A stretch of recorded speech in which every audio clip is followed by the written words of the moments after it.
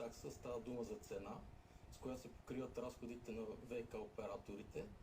И всъщност законодателя предлага едно диференциране на цените, които към момента плащаме, като има постоянен компонент, който е наречен за достъп и компонент обвързан с потребените водни количества. Какъв е принципа на този компонент?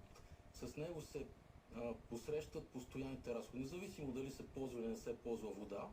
ВК операторите имат едни постоянни разходи, за да поддържат екипи, за да поддържат налягане в системата, за да пречистват водата, за да може във всеки един момент, всеки от нас, като пусне чешмата, да има вода. Той е конкуриран в момента. Да, той е конкуриран в момента, само че не е справедливо спрямо някой.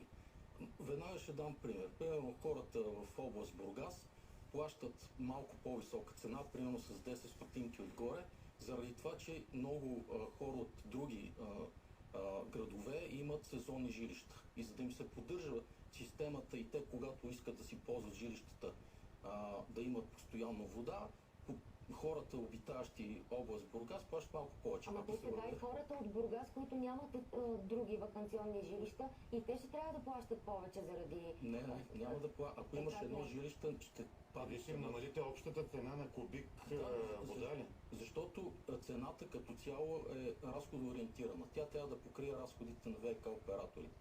В момента разходите се разпределят върху кубиците потребена вода и се получава единична цена на кубик. Добре, за да разберем, дайте да дадем пример с 100 лева. Никога не пожелавам такава сметка на вода, но само образно. От 100 лева, ако в момента ми е толкова месечния разход, как би изглеждала сметката?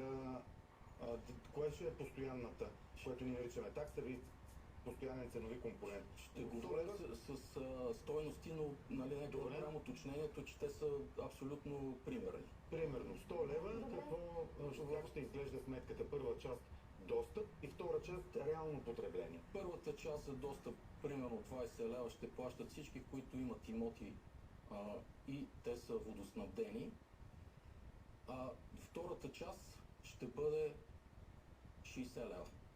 Сумарно за този, който има един имот, ще стане 80 лева вместо 100 лева. Т.е. Защото тежестта на разходите се поема от повече хора, които имат